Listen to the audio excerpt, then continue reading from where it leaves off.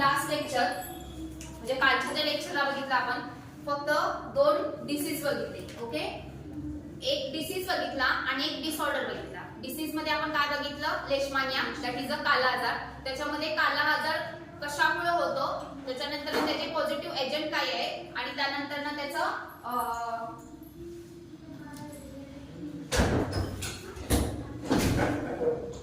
त्याच्यानंतर ना त्याचे डायग्नोसिस काय आहे हे बघितलं. त्याच्यानंतर ना beta thalassemia, that is a disorder आपण बघितली की that is nothing but it is a sudden change on the presence of the gene. Okay, that we can call as a mutation. Okay, so कशात mutation होतं तर तुमच्या beta chain मध्ये होतो. Beta globin मध्ये तुमच्या चेंजेस होतात, sudden changes होतात. So we can call as a beta thalassemia.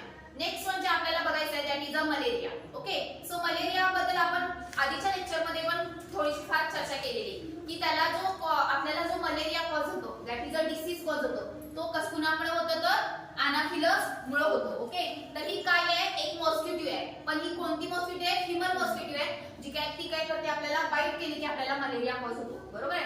तर मलेरिया बद्दल आपल्याला आज बघायचं आहे. सो दॅट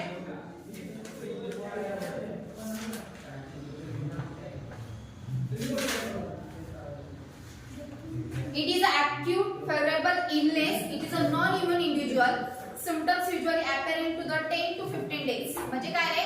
मलेरिया जर कॉज झाला तर त्याचे सिम्पटम्स म्हणजे सिम्पटम्स तुम्हाला 10 ते 15 दिवस येतात. तुम्हाला मला नेमकं हे सांगायचंय सिम्पटम्स हे लेट दिसण्याचं कारण एकच असतं की जो काही मला मॉस्किटोने बाईट केला त्याच्यानंतर तो मलेरिया कॉज झाला तर त्याला फेवरेबल कंडिशन, त्याला जे ऍटमॉस्फिअर हवा आहे, त्याला इन्क्युबेशन पिरियड जो हवा आहे तो 10 ते 15 दिवस आहे. तो एकदा तिथं फेवरेबल अडॅप्ट झाला की तो इन्फेक्शन कॉज करायला सुरुवात करतो. So we can tell that the incubation period for that female mosquito it is 10 to 15 days. The first symptoms is पहिला तुम्हाला जे पहिलं जे सिम्पटम्स दिसतं ते काय आहे निलेश? फीवर आहे, त्याच्यानंतर हेडेक आहे अँड चिक्स म्हणजे काय थंडी वाजून येते, अचानक डोकं दुखायला सुरुवात होते आणि त्यानंतर फीवर कमी जास्त व्हायला सुरुवात होतो. So it is difficult to recognise as a malaria. म्हणजे हे नॉर्मलच आहे सिम्पटम्स. ताप नॉर्मल पण येऊ शकतो, त्याच्यानंतर अचानक डोकं पण दुखू शकतो, अचानक थंडी पण वाजू शकते. म्हणजे हे सिम्पटम्स टायफॉइडचे पण असू शकतात, अदरची पण असू शकतात. मग हे रिकॉग्नाइज करायला लागलंच म्हणजे मलेरिया झालेला आहे हे डिटेक्ट करणं इतकं इझी राहत नाही. सो त्याच्यासाठी जो इन्क्युबेशन पिरियड आहे 10 ते 15 दिवस तुम्हाला कॉन्स्टंट हे होत आहे. त्याच्यानंतर ना कोणत्याही प्रकारचे इंजेक्शन घेतलेत, अँटीबायोटिक घेतलेले आहेत, त्याच्यापासून पण तुम्हाला कमी येत नाही तर फर्दर टेस्ट आपण कशाची करणार आहे? मलेरियाची करणार आहे. ओके, सो 10 ते 15 दिवस हा त्याचा इन्क्युबेशन पिरियड आहे. Okay, then the people get malaria baby being bitten by the inactive female Anopheles mosquito. Only Anopheles mosquito can transmit the malaria and they can must have been infected through the previous blood mail taken from the infected person. काय होतं बघा, ह्या एकाच Anopheles female एकाच ह्या mosquito कडे ability आहे transmit करण्याची, मलेरिया डिसीज ट्रान्समिट करायची. मला झालाय मलेरिया तर मला बाईट करून दुसऱ्या हेल्दी पर्सनला बाईट करणं हेच तिचं ट्रान्समिशन बॅरियर काय असणार आहे? बॅरियर असणार आहे. तो स्वतः बॅरियर असणार आहे. म्हणजे तो आधी इन्फेक्टेड पर्सनला बाईट करणार आहे आणि तोच मॉस्किटो पुन्हा तीच मॉस्किटो पुन्हा दुसऱ्या हेल्दी पर्सनला बाईट करणार आहे. हे झालं तुमचं transmission, one person to the another person. Then malaria parasite can be identified by examining under microscopic drop a patient of blood. जर तुम्हाला मलेरिया डिटेक्ट झालेला असेल तर पहिला त्याचं डायग्नोसिस करायचं असेल तर काय घेतलं जाणार आहे? A drop of blood and we can examine first microscopic observation. then what is the cell destruction झालेला आहे का, WBC चं डिस्ट्रक्शन झालेलं आहे का, RBC चं डिस्ट्रक्शन झालेलं आहे का, थ्रोम्बोसाइटचं डिस्ट्रक्शन झालेलं आहे का, हे चेकआउट करण्यासाठी मी पहिला जी फर्स्ट स्टेप करणार आहे ती काय करणार आहे? मायक्रोस्कोपिक ऑब्झर्वेशन करणार आहे माझ्या ब्लडचं. Okay, then it spread out blood smear microscopic observation बघायचं आहे. Prior examination the specimen strain most often the Giemsa stain and diagnosis the malaria. पहिला काय केलं जातं? एक स्टेनचं नाव आहे जिन्सा स्टेन, त्याच्यामुळं नेमकं आपल्या ब्लड मध्ये इन्फेक्शन झालेलं आहे की नाही हे स्टेन थ्रू आपण बघणार आहे. हे समजा कन्फर्म झालेलं आहे की मलेरिया कॉज झालेला आहे, आपल्याला डिस्ट्रक्शन झालेलं असेल तर आपण पुढची स्टेप करणार आहे that is nothing nothing but IFA. What is IFA? That is nothing but direct fluorescent antibody. Direct fluorescent antibody. तर काय आहे बघा, the fluorescence indicate the patient serum being a tested contain antibodies that will react with the antigen prepared and Plasmodium Fusarium parasite. Microscopic examination remain a good standard laboratory containing the malaria confirmation the malaria. IFA काय use केलं जातं, तर direct fluorescent antibody काय करते, detect करते त्या अँटीजनला. म्हणजे तुमच्या ब्लड स्मिअर मध्ये जर फॉर एक्झाम्पल त्याचं जर इन्फेक्शन झालेलं असेल, मलेरियाचं जर इन्फेक्शन झालेलं असेल, तर ती फ्लोरोसेंट अँटीबॉडी काय होते, ती एकतर डिटेक्ट पटकन होते. एक कलर लाईक तुम्हाला फ्लोरोसेंट अँटीबॉडी बद्दल जर एक्स्ट्रा इन्फॉर्मेशन पाहिजे असेल तर तुम्ही नेटवर सर्च करू शकता की फ्लोरोसेंट अँटीबॉडी जेव्हा अँटीजनवर बाइट होणार आहे तर ती इंडिकेट होणार आहे दॅट इज अ कनेक्शन और combination of the antigen and antibody. So we can detect the malaria direct fluorescent antibody through आपण हे बघू शकतो. त्याच्यानंतर जर आपल्याला ह्याचे सिम्पटम्स परत पुन्हा आता मलेरिया झालाय तर याचे सिम्पटम्स प्रॉपर जर बघायचे असेल तर फीवर आलेला असणार आहे, चिल्स होणार आहे, स्वेट अचानक स्वेट येणार आहे, त्याच्यानंतर हेडेक, नॉझिया, ओमेटिंग, बॉडी ऍक्ने अँड द जनरल म्हणजे अस्वस्थपणा म्हणतात त्याला, काय म्हणतात, स्नीजिंग प्रॉपर येत नाहीये, परत त्याच्यानंतर फीवर कमी जास्त होत आहे. अशा अचानक कंडिशन्स ज्या फॉर्म होतात त्याला ह्या सगळे त्याचे सिम्पटम्स म्हणतात. आता डायग्नोसिस करायचं असेल तर आपण CSF not that is we can take पहिला ब्लड स्मिअर घेतला, ब्लड स्मिअर घेतल्यानंतर पहिला सिंपल मायक्रोस्कोपिक ऑब्झर्वेशन केलं, त्यानंतर आपण that is IFA test use केली. आता IFA न जर आपल्याला इंडिकेशन दिलं तर आपण फर्दर ट्रीटमेंट घेऊन आपण मलेरियाकडे आपण डिस्चार्ज म्हणजे क्युअर होऊ शकतो. म्हणजे ही काही डिसऑर्डर नाहीये की लाईफ टाइम राहणार आहे. तर आपल्याला हे कन्फर्म करण्यासाठी ह्या 2 टेस्ट आणि फर्दर टेस्ट जरी केला तर आपण रिकवर होऊ शकतो. सो हे थोडक्यात झालं तुमचा मलेरिया कसा कॉज होतो. त्याच्यानंतर तुम्ही आता मलेरिया कसा कॉज होतो एवढे इन डिटेल नाहीये, पण काय ते सायकल ऑफ द अनाफिलस फिमेल म्हणजे मलेरिया सायकल तुम्ही नेटवर सर्च करा तर तुम्हाला ती बॉडीमध्ये कशी येते, कशी मल्टिप्लाय होते आणि कसं इन्फेक्शन कॉज करते त्या सायकल मध्ये तुम्हाला कळणार आहे बघा. आता ते इन डिटेल मी तुम्हाला एवढं काही शिकवू शकत नाही, तुम्ही ते नेटवर सर्च करायचं हे तुमचं काम आहे. Next one that is a trypsomia. त्यांनी डायग्नोसिस ऑफ द ट्रिप्सोमिया विचारलेलं आहे. Trypsomia the diagnosis of test of the demonstration of a trypsomia examination that is a fluid, lymph node, aspirate blood, bone marrow. Okay. पहिला ट्रिप्सोमिया म्हणजे काय बघा, it is a parasitological diagnosis. Just one second. Trypsosmia is a parasite disease caused by the specific flagellated protozoa belonging to the genus Trypsomia. Okay. आता काय आहे बघा, परत malaria झाल्यानंतर ट्रिप्सोमिया असं विचारलेलं आहे. तर ट्रिप्सोमिया तर हे काय आहे, हा एक पुन्हा पॅरासाइट आहे. तर हा पॅरासाइट कसा आहे, फ्लॅजेलेटेड प्रोटोझोआ आहे. म्हणजे काय, त्याच्याकडे इकडे तिकडे जाण्यासाठी पाय आहेत त्याला. फ्लॅजेला म्हणजे त्याचे पाय, म्हणजे इकडे तिकडे त्याला मोटिलिटी करता येते. सो मोटाईल प्रोटोझोआ हा पॅरासाइट आहे, तो इन्फेक्ट करतो. त्याच्यानंतर द जीनस त्याचा काय आहे, trypsoma, which is the inhibit the blood plasma, the various blood tissue and fluid. काय करतो, ब्लड प्लाझ्माला डिस्टर्ब करतो, ब्लड टिश्यूला तुमच्या डिस्टर्ब करतो अँड फ्लुइडला तुमच्या डिस्टर्ब करण्याचं काम हा जीनस करतो, ट्रॅप्सोमा. दॅट इज अ फ्लॅजेलेटेड प्रोटोझोआ आहे. त्याच्यानंतर ह्या ट्रॅप्सोमा जीनस असल्यामुळे ह्या नावावरूनच त्याला डिसीजला नाव दिलं ट्रायप्सोमिया. ओके. सो त्या ट्रॅप्सोमियाचे सिम्पटम्स काय आहे रे बघा, that is symptom as that is a painful symptoms. They can develop into the red store blood cells and they fever, headache, irritation, then the fatigue, swelling of lymph node, acne, muscle joint pain. Then next one that is a sleeping sickness. Okay, sleeping sickness म्हणजे याचे कॉमनच symptoms आहेत की तुम्हाला headache येतो, fever येतो, त्याच्यानंतर bone marrow मध्ये काय होतं, बोन मॅरो बोन्स मध्ये पेन व्हायला सुरुवात होते. त्याच्यानंतर पलीकडून चेअर घेऊन या किंवा इकडे चेअर आहे का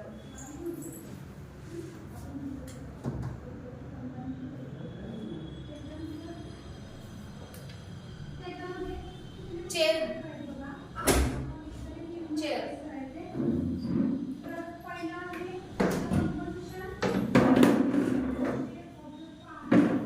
ओके. सो ट्रिप्सोमियाबद्दल हे आहे. त्याच्यानंतर जर त्यांनी डायग्नोसिस विचारलं तर डायग्नोसिस त्याचं कसं करायचं बघा.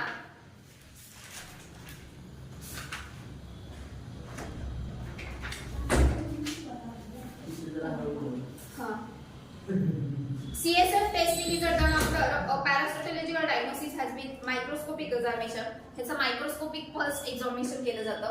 त्याच्यानंतर लिम्फ नोड ऍस्पिरेट म्हणजे काय, ह्याला एक असं होतं की डिसीज जर कॉज झाला तर लिम्फ नोडला पण स्वेलिंग येतं. सो लिम्फ नोडचं फ्लुइड घेतलं जातं. त्याच्यानंतर ना बोन मॅरो तिथून तुमचं CSF घेतलं जातं. त्या indication infection present the justify the human puncture म्हणजे तुमचं कमरेच्या तिथं जे ह्युमन पंक्चर करून काय घेतलं जातं, CSF घेतलं जातं. जर तुम्हाला ट्रिप्सोमिया कॉज झालेला असेल तर.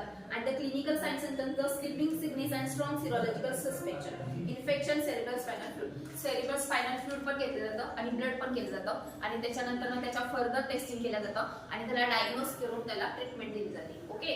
आता हे झालं ट्रिप्सोमियाबद्दल. आता लास्ट वन हॉडकिन्स डिसीज आणि आपल्याला काय बघायचं आहे, पॉलिसिस्टिमिया बघायचं आहे. ओके. तर आपण पॉलिसिस्टिमिया आधी काय आहे हे बघूया. ओके.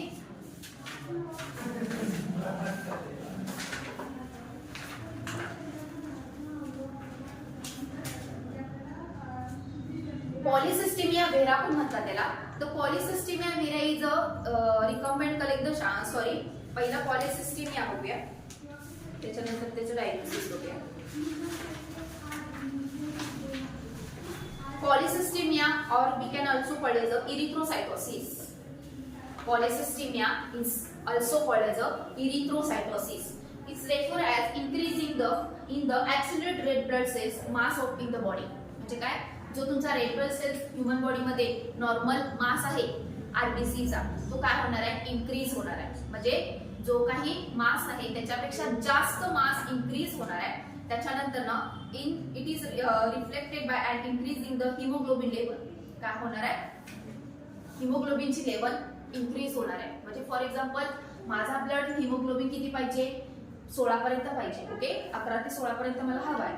त्याच्यापेक्षा जास्त जर होत असेल तर अशा कंडिशनला आपण हिमोकॅरेट म्हणतो. Hematocrit that is spelling HEMATOCRIT. हिमोकॅरेट.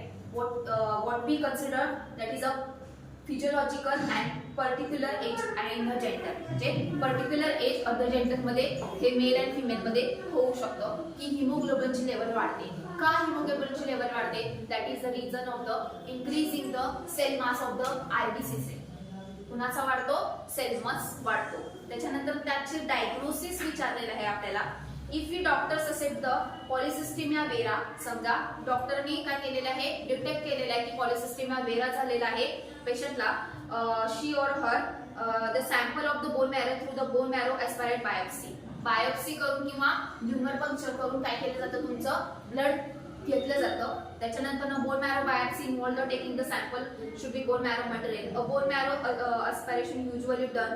Doctor will take details medical history and examination. म्हणजे काय, डॉक्टरचं काम काय, ह्युमर पंक्चर करून एकतर ते फ्लुइड द्यायचंय, अदरवाईज तुमचं काय द्यायचंय, ब्लड सॅम्पल द्यायचंय. त्याच्यानंतर फर्दर डिटेक्शनसाठी ते लॅब टेक्निशियनकडे दिलं जातं. त्याच्यानंतर ब्लड टेस्ट कोणती केली जाते, तर more red blood cell count, normal cell count काय केला जातो, तुमचा CBC केला जातो. पहिला काय केला जातो, CBC केला जातो की मोर रेड ब्लड सेल्स आहे की नॉर्मल रेड ब्लड सेल आहे. ओके. तो केला जातो. त्याच्यानंतर greater percentage of the blood cell. Okay. काय केला जातो, पहिला तुमचा CBC काढला जातो. CBC मध्ये तुमचा RBC किती आहे, WBC किती आहे, प्लेटलेट किती आहे हे बघितले जातं. त्याच्यानंतर a greater number of the RBC. हा नंबर जर ऍज इट इज आपला नॉर्मल असेल तर तुम्हाला काहीही कोणत्याही प्रकारचा पॉलिसिस्टिमिया व्हेरा कॉज झालेला नाही. समजा हा नंबर ग्रेटर आला, जास्त आला, तर तुम्हाला पॉलिसिस्टिमिया कॉज झालेला आहे. त्यानंतर बोन मॅरो बायोप्सी मध्ये त्यांनी अजून काय केलेलं आहे की कलेक्टिंग सॅम्पल घेतलं जातं आणि त्याच्यानंतर done a same time during the aspiration we draw the simple liquid portion of the bone marrow. Okay, त्यात काय स्पेसिफिक असं दिलेलं नाहीये, फक्त आपल्याला एवढं सांगितलेलं आहे की ह्यामध्ये एवढंच लक्षात ठेवायचं की पॉलिसिस्टेमिया व्हेरा हा कॉज होण्याचं कारण मेन म्हणजे की तुमच्या आरबीसीचा नंबर वाढलेला आहे आणि हा आरबीसीचा नंबर नाही रे, मास वाढलेला आहे आणि मास वाढल्यामुळे हिमोग्लोबिनची लेवल वाढलेली आहे आणि हिमोग्लोबिनची लेवल जर वाढलेली असेल तर तुम्हाला हिमोग्राईड सारखे काय होणार आहे, डिसीज कॉज होणार आहे आणि हे डिसीज कॉज झाल्यामुळे तुम्हाला हे ॲज म्हणजे लास्ट म्हणजे अडल्टमध्ये आणि हे प्रॉब्लेम तुम्हाला बघायला मिळतात. एवढेच पॉलिसिस्टेमियाबद्दल आहे. त्याच्यानंतर त्याचं डायग्नोसिस करायचं असेल तर मायक्रोस्कोपिक ऑब्झर्वेशन आधी सीबीसी करणार, त्याच्यानंतर greater number of the RBC करणार. हा जर ग्रेटर नंबर ऑफ आरबीसी जर जास्त आला तर तुम्ही पॉलिसिस्टेमिया व्हेरियाला कॉज झालेला आहात. ओके, आणि the last one that is the Hodgkin's disease बद्दल आपल्याला बघायचं आहे. हॉडकिन्स disease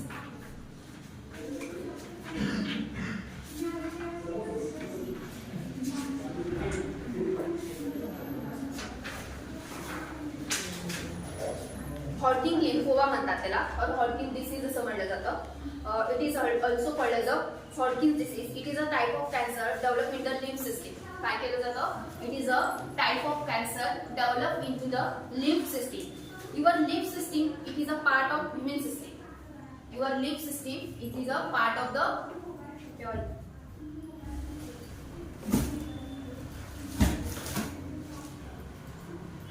your lymph system it is a part of the system.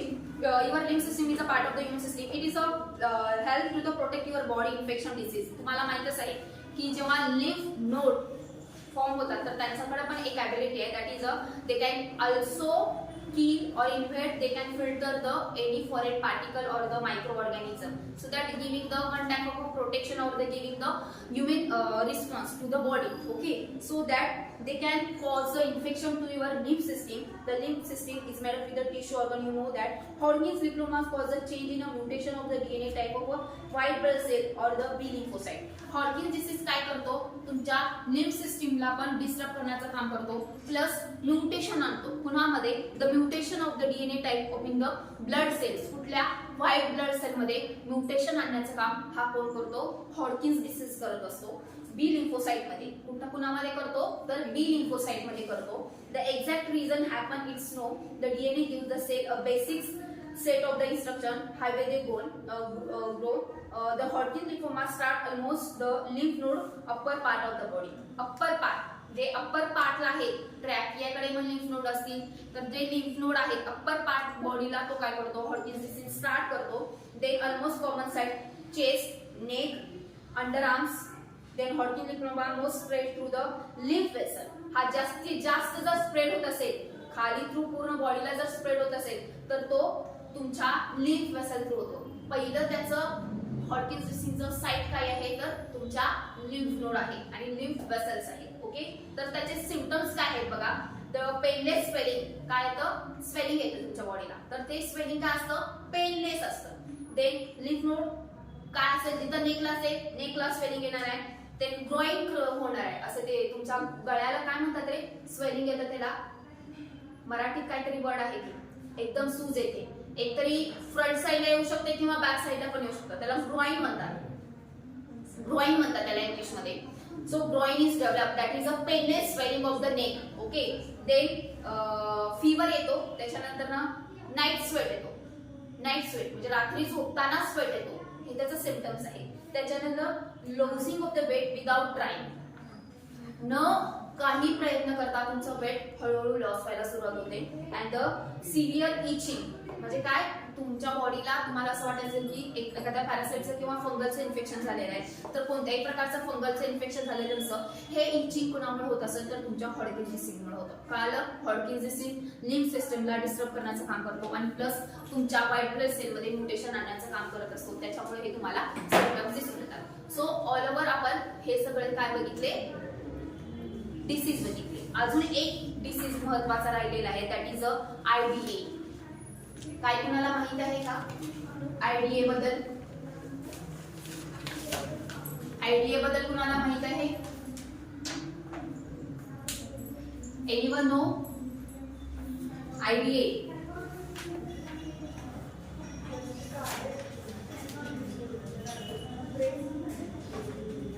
Press एकच मिनिट.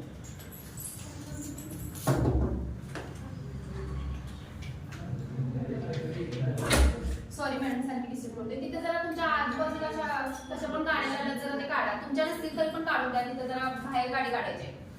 काय ते प्रेस वगैरे कुणा असं लिहिलंय ते काढा, त्या गाड्या पटकन द्या.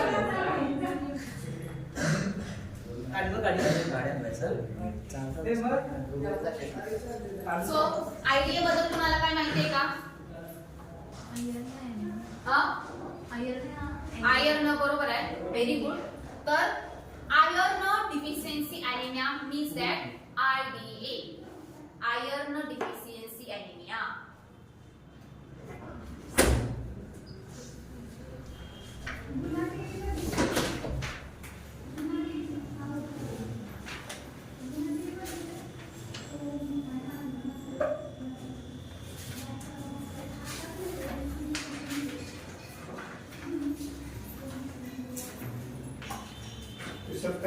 गाडी कोणाची गेल्यात काढायला मुलाखत.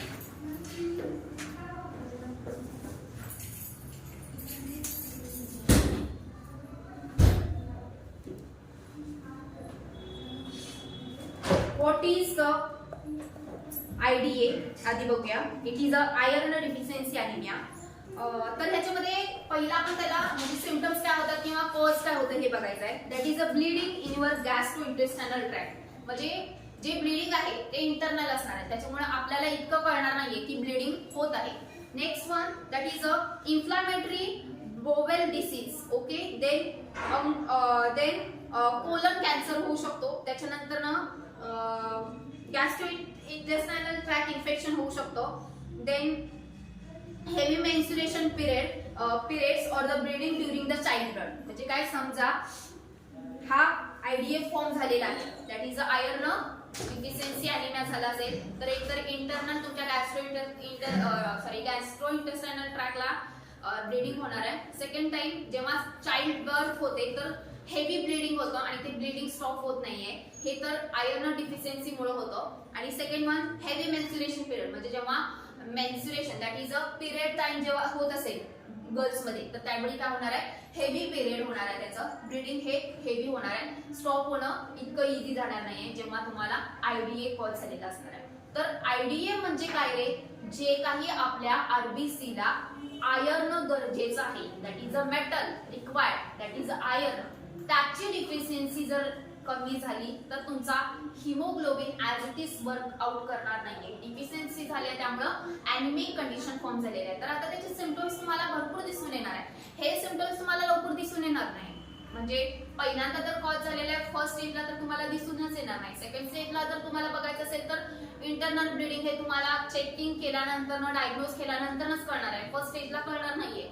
सो तुम्हाला नॉर्मल फीवर किंवा शॉर्ट ब्रीदिंग, त्याच्यानंतर विकनेस, वेट लॉस हे सगळे सिम्पटम्स दिसून येतील, पण इंटरनल ब्लीडिंग पटकन दिसून येणार नाहीये. हे जेव्हा तुम्हाला एकदा, दोनदा, तिसऱ्यांदा जर कॉन्स्टंटली होत असेल तर तुम्ही काय करणार आहे, डॉक्टरकडे जाणार आहे आणि त्याच्यानंतर त्याचं डायग्नोसिस बघितल्यानंतर आपण करणार आहे की we are suffering from the IDA. Okay. So that is IDA म्हणजे काय, deficiency of the iron. Iron खूप गरजेचं आहे. आयर्न मेटाबॉलिझम आपल्या बॉडीमध्ये जर व्यवस्थित होत असेल तर आपलं हिमोग्लोबिन लेवल व्यवस्थित मेंटेन राहते. त्याच्यानंतर ऑक्सिजन लेवल व्यवस्थित मेंटेन राहते. त्या हिमोग्लोबिन मधलं एखादं पण स्ट्रक्चर जर डिस्टर्ब झालं तर तुम्हाला अशा प्रकारचे डिसीज किंवा डिसऑर्डर कॉज होतात. So here we can completing the chapter number 2. काय काय बघितलं आपण या चॅप्टर मध्ये असावरी, काय काय बघितलं, आपल्या चॅप्टरचं नाव काय आहे Asavari, hematological disease. Sakshi, what is mean by the hematological disease?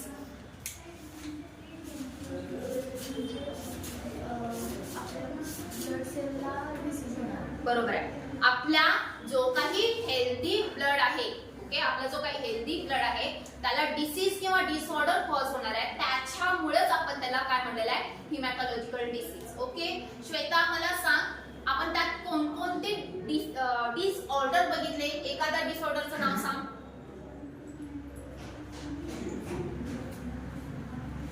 एखाद्या डिसऑर्डरचं नाव. कॉमन डिसऑर्डर कोणते आहेत?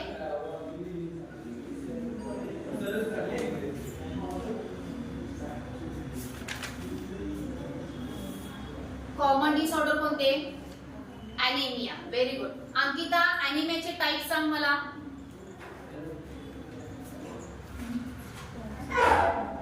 ॲनिमियाचे टाइप.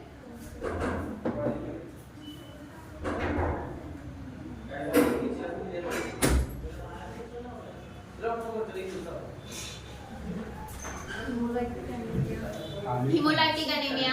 ओके. Sideroblastic anaemia. इकडे प्राजक्ता अजून सांगा. लाइकोप्लास्टिक ॲनिमिया. Very good. निखिल तुम्ही सांगा पुढचे टाइप. अजून 2 टाइप आहेत. हा, अजून मेगॅलोब्लास्टिक राहिला. मेगॅलोब्लास्टिक. ओके. हे टाइप बघितले. डिसीज कोणते बघितले आपण? पहिला काल कुठला बघितला? लेशमानियास बघितला. त्याच्यानंतर काय बघितलं? बीटा थॅलेसेमिया बघितलं.